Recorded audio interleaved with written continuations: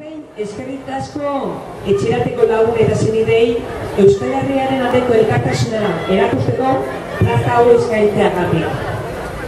Urte asko dira Euskal Herriarekiko elkartasuna martxan jarri zela.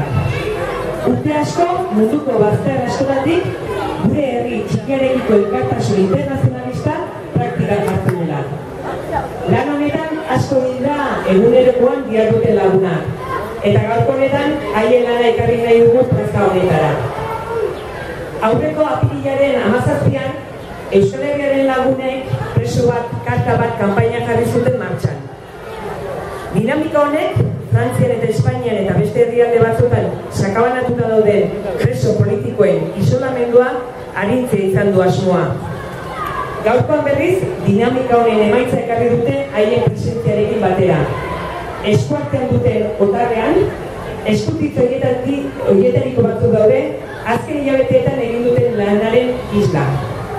Besterik gabe, haiei pasako diegu hitza, era honetan irakurriko duten gutunarekin, baita senideek irakurriko duten presoaren gutunarekin, elkartasun dinamika hau simbolizatzea lortuko dugulako.